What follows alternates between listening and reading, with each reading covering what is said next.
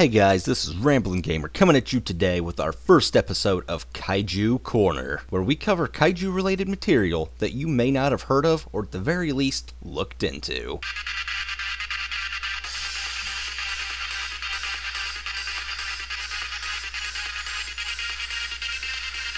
So today on Kaiju Corner, we're going to be looking at Godzilla, the Half-Century War. Now I understand that some people out there hate spoilers and don't want anything at all spoiled and are just wondering if these comics are in fact worth the read. Well, in my expert opinion as a Kaiju fan, in all hell, yes! Out of every Godzilla storyline I've ever read, this one is easily one of my favorites, and it's one of the best Godzilla comics that I have ever read. Every Kaiju fan must read these. So with that out of the way, let's get into what makes this story so damn good. The story. Holy shit. This story. Such story. Godzilla the Half-Century War is set in its own universe. It seems to parallel a lot of things from the overall Godzilla movie series, but of course with everything all linked together and its own reason for why things happen the way that they happen. The story starts off in 1954 with Godzilla attacking Tokyo, then follows the story of two men in the JSDF who drive a remodeled Sherman tank in their efforts to distract Godzilla long enough for civilians to get away. As an avid fan of tanks, this may be my only one nitpick I have with the series. Our main character, the tank commander, rides on top of the tank, meaning somehow the driver magically loads, fires, and drives the tank. This guy's got talent. Well, anyway, that's really only a nitpick and doesn't really detract at all from the story. Our first issue ends with an anti-kaiju task force being set up to take on the new threat of Godzilla. In the next issue, we start to understand the overall storyline a little bit. We time skip to Vietnam several years later into the middle of the war where Godzilla starts rampaging through the middle of Vietnam when Anguirus shows up and the two duke it out. From then on, the story is pretty straightforward. Jump about 10 years into the future, more monsters have shown up and the anti-kaiju task force has thought up some new inventions to try out on the monsters. The characters. Godzilla has never had the greatest characters, at least in my opinion. I mean, sure, there's always a few that stick out, but when I was watching Godzilla movies as a child, I was watching it for Godzilla. Hell, even now I'm doing it. Most of the human drama just really doesn't engage you at all. In this story, however, they certainly managed to grab my attention and make me love the hell out of the main character. Oda Murakami and his partner Kentaro are the two people that operated the tank in the first issue. They joined the Anti-Megalosaurus Force, this is essentially this series' G-Force, in their efforts to test out new weapons against Godzilla, and these range from things like masers to Mechagodzilla. Murakami is easily one of my favorite characters from any Godzilla universe. They did this character so right. He's obsessed with Godzilla, but not in like a blind hatred, I have to kill this monster kind of way. I mean, yes, he does want to kill Godzilla, and yes, he wants to be the one to do it, but it's strange. It's very obvious that he respects the monster a great deal, but still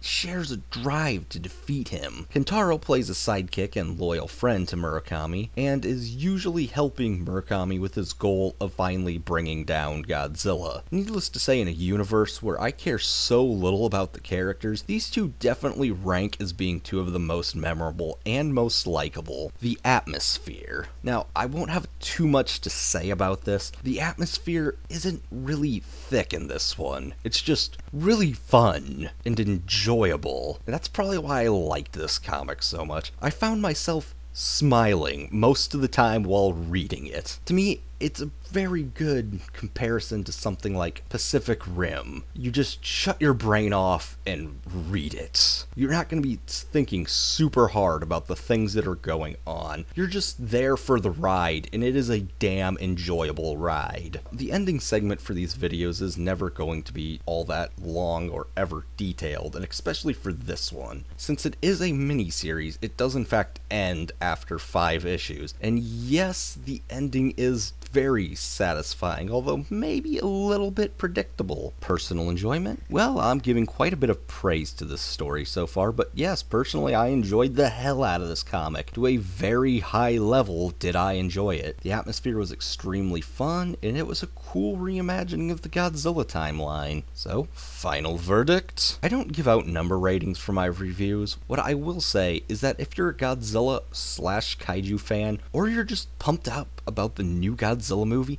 then I'd say go ahead and read this one. It'll be well worth your time. In fact, if someone asked me if Godzilla the Half-Century War is worth buying, I'd say yes. It's certainly a comic series I would recommend buying. This is a must-read for Kaiju and Godzilla fans. Well, anyway guys, I'll be reviewing more of these comics in the future, and I hope to see you then. Until next time, watch out for bears.